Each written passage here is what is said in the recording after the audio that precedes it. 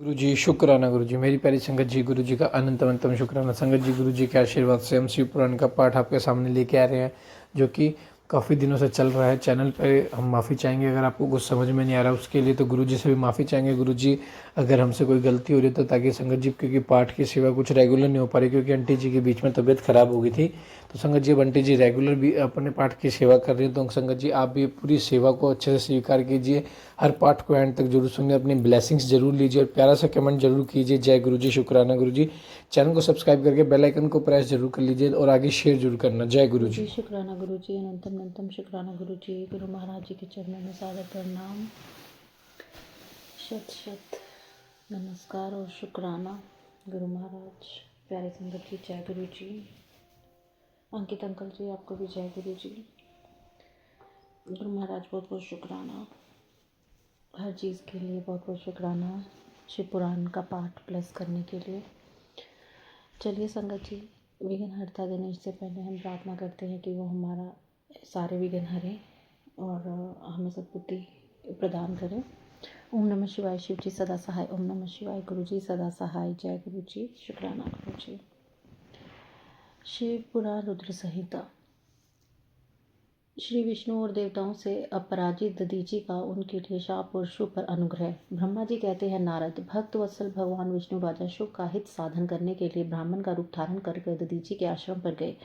वहां उन जगत गुरु श्री हरि ने शिव भक्त शिरोमणि ब्रह्मर्षि दधीचि को प्रणाम करके शुभ के कार्य की सिद्धि के लिए उद्युत हो उनसे यह बात कही। श्री विष्णु बोले, भगवान शिव की आराधना में तत्पर रहने वाले विनाशी ब्रह्मर्षि दधीचि, मैं तुमसे वह वर मांगता हूँ, उसे तुम मुझे दे दो। शुभ के कार्य की सिद्धि चाहने वाले देवादिदेव श्री हरि के इस प्रकार की याचना करने पर शैव शिरोमणि दधीचि ने शीघ्र ही भगवान विष्णु से इस प्रकार कहा। दधीचि बोले, ब्राह्मण, आप क्या चाहते हैं यह मुझे ज्ञात हो गया। आप शिव का काम करने के लिए साक्षात भगवान श्री हरि ही ब्राह्मण का रूप धारण करके यहाँ आए हैं, इसमें संदेह नहीं है कि आप पूरे मायावी हैं। किंतु देवेश जनार्दन, मुझे भगवान रुद्र की कृपा से भविष्य और वर्तमान तीनों काल का ज्ञान सदा ही बना रहता है। सूरज, मैं आपको जानता हूँ, आप पापाहारी श्री हरि एवं विष्णु हैं। यह ब्राह्मण का वेश छोड़िए। दुष्ट बुद्धि वाले राजा शुभ ने आपकी आराधना की है, इसलिए आप पधारे हैं। भगवान हरे, आपकी भक्त वत्सलता को मैं जानता हूँ। यह छल छोड़िए, अपने रूप को ग्रहण कीजिए और भगवान शंकर के स्मरण में मन लगाइए। मैं भगवान शंकर की आराधना में लगा रहता हूँ। ऐसी दशा में यदि मुझसे किसी को भय हो तो आप उसे यत्न पूर्वक सत्य की शपथ के साथ कहिए। मेरा मन शिव के स्मरण में लगा रहता है, मैं कभी झूठ नहीं बोलता। इस संसार में किसी दैत्य या देवता या दैत्य से भी मुझे भय नहीं होता। श्री विष्णु बोले, उत्तम व्रत का पालन करने वाले दधीचि, तुम्हारा भय सर्वथा नष्ट ही है, क्योंकि तुम शिव की आराधना में तत्पर रहते हो, इसलिए सर्वज्ञ हो। परंतु मेरे कहने से तुम एक बार अपने प्रतिद्वंदी राजा शिव से जाकर यह कह दो कि राजेंद्र, मैं तुमसे डरता हूँ। भगवान विष्णु का यह वचन सुनकर श्री भी शैव शिरोमणि महामुनि दधीचि निर्भय ही रहे और हंसकर बोले। दधीचि ने कहा, मैं देवादिदेव पिनाकपानी भगवान शंभु के प्रसाद से नहीं, के कभी किसी और किंचन मात्र से नहीं डरता, सदा मैं निर्भय रहता हूँ। उस पर श्रीहरि ने मुनि को दबाने की चेष्टा की। देवताओं ने भी उनका साथ दिया, किंतु सभी अस्त्र कुंठित हो गए। तदंतर भगवान श्री विष्णु ने अगणित गणों की सृष्टि की, परंतु महर्षि ने उनको भी भस्म कर दिया। तब भगवान ने अपनी अनंत विष्णु मूर्ति प्रकट की। यह सब देखकर च्यवन कुमार ने वहां जगदीश्वर भगवान विष्णु से कहा। दधीचि बोले, महाभव, माया को त्याग दीजिए। विचार करने से वह प्रतिभा समात्र होती है, प्रतीत होती है। माधव, मैंने सहस्त्रों दुर्विज्ञ वस्तुओं को जान लिया है। आप मुझ में अपने सहित संपूर्ण जगत को देखिए। निरालस्य होकर मुझ में ब्रह्मा एवं रुद्र का भी दर्शन कीजिए। मैं आपको दिव्य दृष्टि देता हूँ। ऐसा कहकर भगवान शिव के तेज से पूर्ण शरीर वाले च्यवन कुमार दधीचि मुनि ने अपनी देह में समस्त ब्रह्मांड का दर्शन कराया। तब भगवान विष्णु ने उन पर पुनः कोप करना चाहा। इतने में ही मेरे साथ राजा शुभ वहां आ पहुंचे। मैंने निश्चेष्ट खड़े हुए भगवान पद्मनाभ को तथा देवताओं को क्रोध करने से रोका। मेरी बात सुनकर इन लोगों ने ब्रह्मा दधीचि को परास्त नहीं किया। श्री हरि उनके पास गए और उन्होंने मुनि को प्रणाम किया। अंतर शुभ अत्यंत दीन हो उन मुनीश्वर दधीचि के निकट गए और उन्हें प्रणाम करके प्रार्थना करने लगे। शुभ बोले, मुनि शिव भक्त शिरोमणि, मुझ पर प्रसन्न हुए। परमेश्वर, आप दुर्जनों की दृष्टि से दृष्टि से दूर रहने वाले हैं, मुझ पर कृपा कीजिए। ब्रह्मा जी कहते हैं, नारद राजा शिव की यह बात सुनकर तपस्या की निधि ब्राह्मण दधीचि ने उन पर अनुग्रह किया।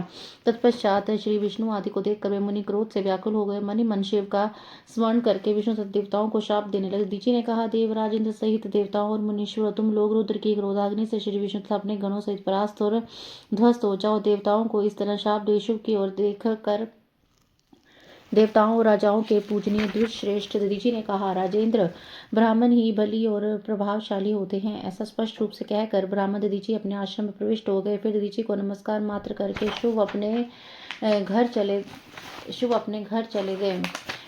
तत्पश्चात भगवान विष्णु देवताओं के साथ जैसे आए थे वहीं अपने वैकुंठ लोक को लौट गए। इस प्रकार वह स्थान स्थानेश्वर नामक तीर्थ के रूप में प्रसिद्ध हो गया। स्थानेश्वर की यात्रा करके मनुष्य शिव का सायुज्य प्राप्त कर लेता। तात मैंने तुम्हें संक्षेप में शिव और दधीचि के विवाद की कथा सुनाई और भगवान शंकर को छोड़कर केवल ब्रह्मा और विष्णु को जो शाप प्राप्त हुआ उसका भी वर्णन किया है। जो शिव और दधीचि के विवाद संबंधी प्रसंग का नित्य पाठ करता है वह मृत्यु को जीत कर देता है के पश्चात ब्रह्मलोक में जाता है। जो इसका पाठ करके रणभूमि में प्रवेश करता है उसे कभी मृत्यु का भय नहीं होता तथा वह भी निश्चय ही विजयी होता है।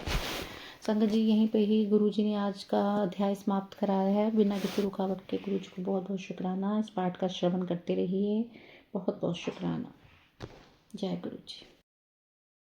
जी शुक्राना गुरुजी। अनंतम अनंतम शुक्राना गुरुजी। गुरु महाराज जी के चरणों में सादर शत शत प्रणाम। संगत जी जय गुरुजी। अंकित अंकल जी आपको भी जय गुरुजी, आपकी फैमिली को भी जय गुरुजी। गुरु महाराज जी सबके ऊपर अपनी ब्लेसिंग्स बना के रखें, सबका कल्याण करें, विघ्नहर्ता बने, सबको सद्बुद्धि दे, सबके कार्य संपन्न कराएं। ओम गणपते नमः। ओम नमः शिवाय। शिव जी सदा सहाय। ओम नमः शिवाय। गुरु जी सदा सहाय। जय गुरु जी। चलिए संगत जी, गुरु महाराज जी से आगे लेके आज का शिव पुराण का पाठ शुरू करते हैं। गुरु महाराज आप उपस्थित हों और इस पाठ के एक एक शब्द को आप ब्लेस कीजिए जो आपने मुझे सेवा दी है, ताकि इसे मैं पढ़कर जो आपने मेरे को ये जो आपने मुझे ये सेवा दी है मैं इसे संपूर्ण कर सकूं और मैं संगत जी की मदद कर सकूं। जय गुरु जी। शुक्राना गुरु जी।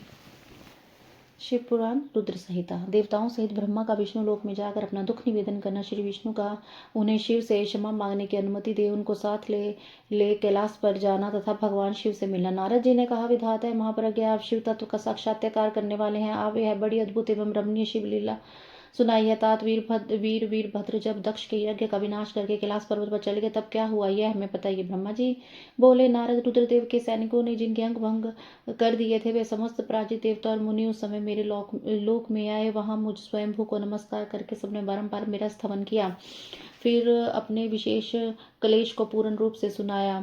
उसे सुनकर मैं पुत्र शोक से पीड़ित हो गया और अत्यंत व्यग्र हो व्यथित चित्त से बड़ी चिंता करने लगा।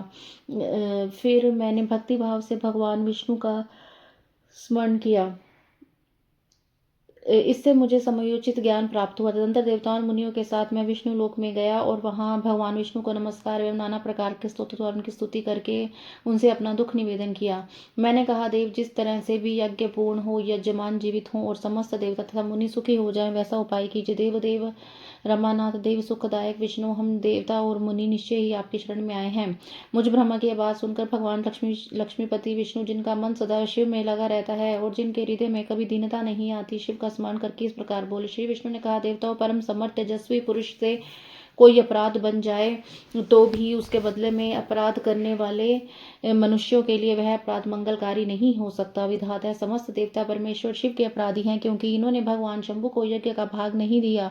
अब तुम सब लोग शुद्ध बुद्धि हृदय से शीघ्र ही प्रसन्न होने वाले उन भगवान शिव के पैर पकड़कर उन्हें प्रसन्न करो, उनसे क्षमा मांगो। जिन भगवान के कुपित होने पर यह सारा जगत नष्ट हो जाता है तथा जिनके शासन से लोकपालों सहित यज्ञ का जीवन शीघ्र ही समाप्त हो जाता है, वे भगवान महादेव इस समय अपनी प्राण वल्लभा सती से बिछड़ गए हैं तथा अत्यंत दुरात्मा दक्ष ने अपने दुर्वचन रूपी बाणों से उनके हृदय को पहले से घायल कर दिया है। अतः तुम लोग शीघ्र ही जाकर उनसे अपने अपराधों के लिए क्षमा मांगो। विदे, इन्हें शांत करने का केवल यही सबसे बड़ा उपाय है।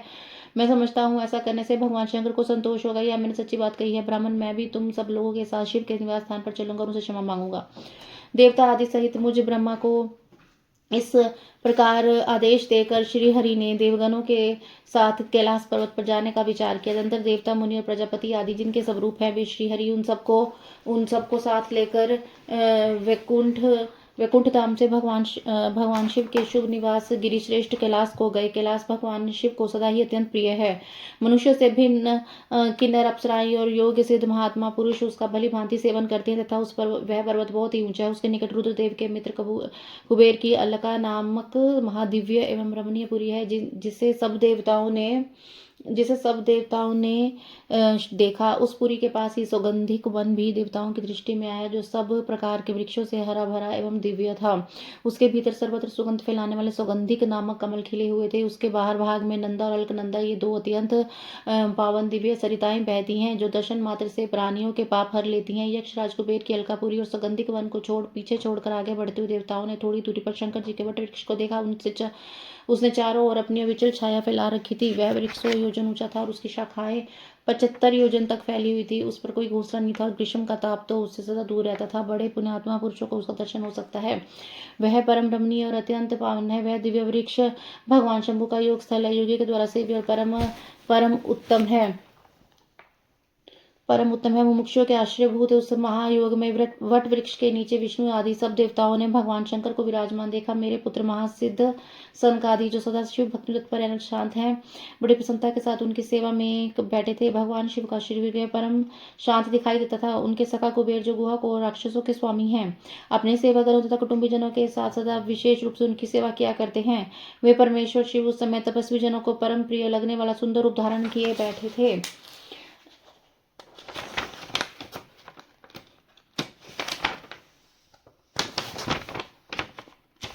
भस्म आदि से उनकी अंगों की बड़ी शोभा हो रही थी। भगवान शिव अपने वत्सल स्वभाव के कारण सारे संसार के सोहद हैं।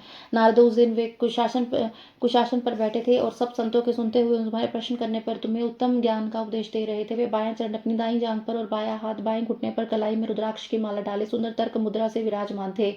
इस रूप में भगवान शिव का दर्शन करके उस समय विष्णु आदि सब देवताओं ने दोनों हाथ जोड़कर मस्तक झुकाकर तुरंत उनके चरणों में प्रणाम किया। मेरे साथ भगवान विष्णु को आया देख सतपुरुषों के आश्रित भगवान रुद्र उठकर खड़े हो गए और उनके सिर झुकाकर उन्हें प्रणाम भी किया।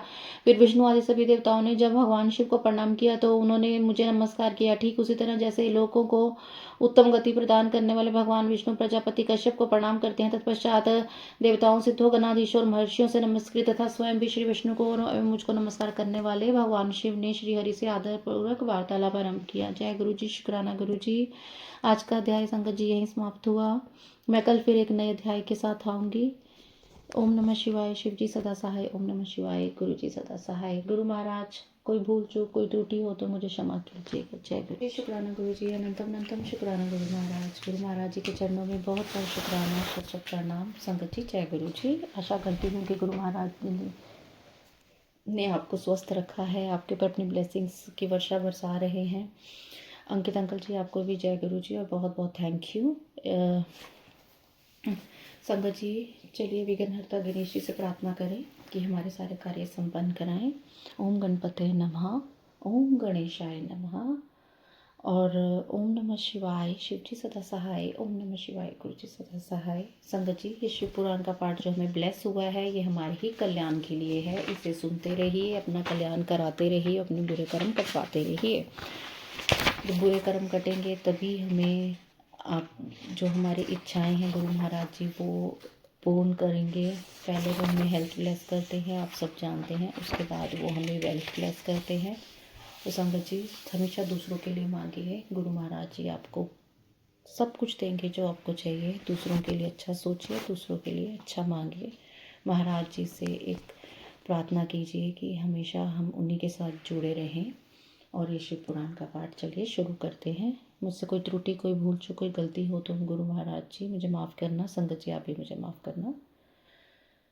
देवताओं द्वारा भगवान शिव की स्तुति। भगवान शिव का देवता आदि के अंगों के ठीक होने और दक्ष के जीवित होने का वरदान देना। श्री हरि आदि के साथ यज्ञ मंडप में पधार कर शिव का दक्ष को जीवित करना तथा दक्ष और विष्णु आदि के द्वारा उनकी स्तुति। देवताओं ने भगवान शिव जी के अत्यंत विनय के साथ स्तुति करने के अंत में कहा, आप पर उत्कृष्ट परमेश्वर परात्पर और परात्परतर हैं। आप सर्वव्यापी विश्व मूर्ति महेश्वर को नमस्कार है। आप विष्णु कलत्र, विष्णु क्षेत्र, भानु, भैरव, शरणागत, वत्सल, त्र्यंबकम तथा विहरणशील हैं। आप मृत्युंजय हैं, शोक भी आपका ही रूप है, आप त्रिगुण एवं गुणात्मा हैं। चंद्रमा, सूर्य और अग्नि आपके नेत्र हैं, आप सबके कारण तथा धर्म मर्यादा स्वरूप हैं। आपको नमस्कार है, आपने अपने ही तेज से संपूर्ण जगत को व्याप्त कर रखा है। आप निर्विकार प्रकाश पूर्ण चिदानंद स्वरूप पर ब्रह्मा परमात्मा है। महेश्वर ब्रह्मा, विष्णु, इंद्र और चंद्र आदि समस्त देवता तथा मुनि आपसे ही उत्पन्न हुए हैं। क्योंकि आप अपने शरीर को 8 भागों में विभक्त करके समस्त संसार का पोषण करते हैं, इसलिए अष्टमूर्ति कहलाते हैं। आप ही सबके आदि कारक करुणामय ईश्वर हैं। आपके भय से वह वायु चलती है, आपके भय से अग्नि जलाने का काम करती है, आपके भय से सूर्य तपता है, आपके ही भय से मृत्यु सब और दौड़ती फिरती है। दया सिंधु महेशान परमेश्वर प्रसन्न होइए, हम नष्ट और अचेत हो रहे हैं, अतः सदा ही हमारी रक्षा कीजिए नाथ करुणानिधे शंभो। आपने अब तक नाना प्रकार की आपत्तियों से जिस तरह हमें सदा सुरक्षित रखा है, उसी तरह आज भी हमारी रक्षा कीजिए। नाथ दुर्गेश, आप शीघ्र ही कृपा करके इस पूर्ण यज्ञ का और प्रजापति दक्ष का भी उद्धार कीजिए। भक्त को अपनी आंखें मिल जाएं, यजमान दक्ष जीवित हो जाए, पूषा के दांत जम जाए, भृगु की दाढ़ी मूछ पहले जैसी हो जाए, शंकर आयुधों और पत्थरों की वर्षा से जिनके अंग भंग हो गए हैं, उन देवता व आदि पर आप सर्वथा अनुग्रह करें, जिससे उन्हें पूर्णतः आरोग्य लाभ हो। नाथ, यज्ञ कर्म पूर्ण होने पर जो कुछ शेष रहे वह सब आपका पूरा पूरा भाग हो, उसमें और कोई हस्तक्षेप ना करे। रुद्रदेव, आपके भाग से ही यज्ञ पूर्ण हो, अन्यथा नहीं। ऐसा कहकर मुझ ब्रह्मा के साथ सभी देवता अपराध क्षमा करने के लिए उद्वित हो हाथ जोड़कर भूमि पर दंड के समान पड़ गए। ब्रह्मा जी कहते हैं, नारद, मुझ ब्रह्मा, लोकपाल, प्रजापति तथा मुनियों सहित श्रीपति विष्णु के अनुयायी विनय करने पर परमेश्वर शिव प्रसन्न हो गए। देवताओं को आश्वासन दे हंसकर उन पर परम अनुग्रह करते हुए करुणा निधान परमेश्वर शिव ने कहा, श्री महादेव जी बोले, सुश्रेष्ठ ब्रह्मा और विष्णुदेव, आप दोनों सावधान होकर मेरी बात सुने। मैं सच्ची बात कहता हूँ, तात आप दोनों को भी सभी बातों को मैंने सदा माना है। दक्ष के यज्ञ का विध्वंस मैंने नहीं किया है। दक्ष स्वयं ही दूसरों से द्वेष करते हैं। दूसरों के प्रति जैसा बर्ताव किया जाएगा वह अपने ही लिए फलित होगा, अतः ऐसे कर्म नहीं करने चाहिए जो दूसरों को कष्ट देने वाला हो। दक्ष का मस्तक जल गया है, इसलिए उसके सिर के स्थान पर बकरे का सिर जोड़ दिया जाए। भक्त देवता मित्र की आंख से अपने यज्ञ भाग को देखे। तात कुशा नामक देवता, जिनके दांत टूट गए हैं, यजमान के दांतों से भली भांति पिसे हुए यज्ञान का भक्षण करे। यह मैंने सच्ची बात बताई है। मेरा विरोध करने वाले भृगु की दाढ़ी के स्थान में बकरे की दाढ़ी लगा दी जाए। शेष सभी देवताओं के जिन्होंने मुझे यज्ञ भाग के रूप में यज्ञ की विशिष्ट वस्तुएं दी हैं, सारे अंग पहले की भांति ठीक हो जाए। अधर्वयु आदि यज्ञिकों में उनकी जिनकी भुजा टूट गई है, अश्विनी कुमारों की भुजाओं से और उनके हाथ नष्ट हो गए, पूषा के हाथों से अपने काम चलाए। यह मैंने आप लोगों के प्रेमवश कहा है।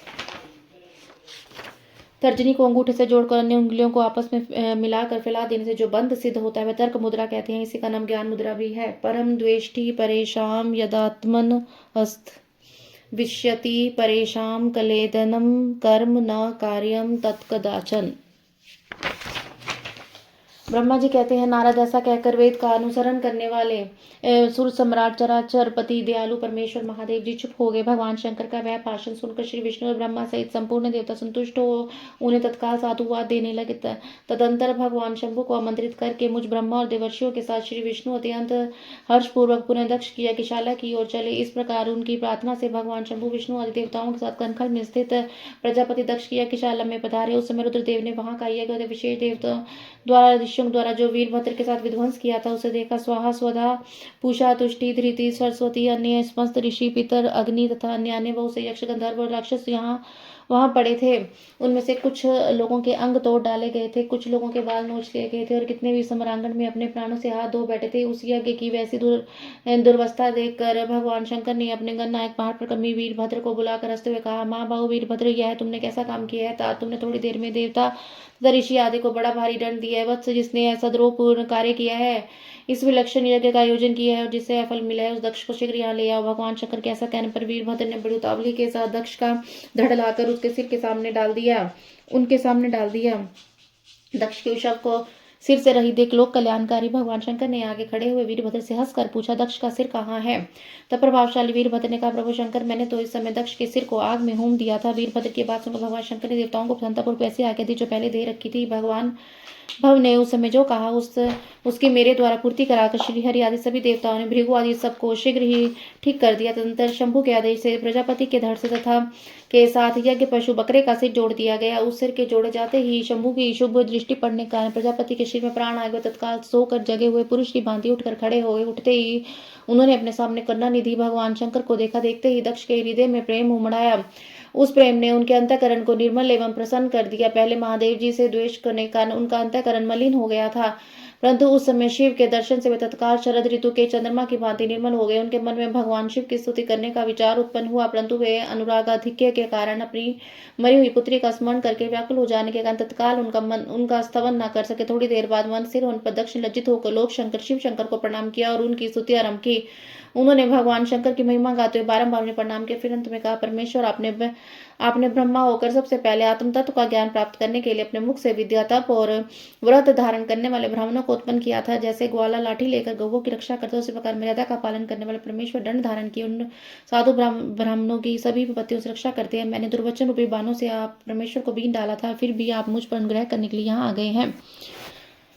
अब मेरी ही तरह अत्यंत दैन्यपूर्ण आशा वाले इन देवताओं पर कृपा कीजिए। भक्तवत्सल दीनबंधु शंभो, मुझ में आपको प्रसन्न करने के लिए कोई गुण नहीं है। आप षड्विध ऐश्वर्य से संपन्न प्रातपर परमात्मा है, अतः आपने ही बहुमूल्य उदारता पूर्ण बर्ताव से मुझ पर संतुष्ट हो। ब्रह्मा जी कहते हैं, नारद, इस प्रकार लोक कल्याणकारी महाप्रभु महेश्वर शंकर की स्तुति करके विनीत चित्त प्रजापति दक्ष चुप हो गए। तदंतर श्री विष्णु ने हाथ जोड़कर भगवान वृषभध्वज को प्रणाम करके प्रसन्नता पूर्वक हृदय और बाष्प गदगद वाणी द्वारा उनकी स्तुति प्रारंभ की। तदंतर मैंने कहा, देवदेव महादेव करुणा सागर प्रभु, आप स्वतंत्र परमात्मा है, द्वितीय अविनाशी परमेश्वर हैं। देव ईश्वर, आपने मेरे पुत्र पर अनुग्रह किया, अपने अपमान की ओर कुछ भी न ध्यान देकर दक्ष के यज्ञ का उद्धार कीजिए। देवेश्वर, आप प्रसन्न हुई और समस्त शापों को दूर कीजिए। आप सज्ञान हैं, अतः आप ही मुझे कर्तव्य की ओर प्रेरित करने वाले हैं और आप ही अकर्तव्य से रोकने वाले हैं।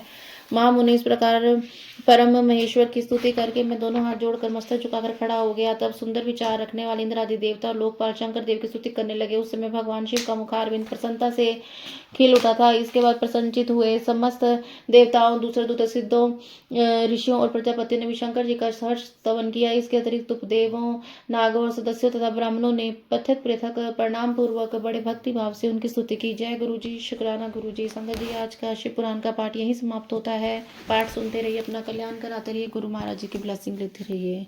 बहुत बहुत शुक्राना गुरु जी। ओम नमः शिवाय। शिव जी सदा सहाय। ओम नमः शिवाय। गुरु जी सदा सहाय।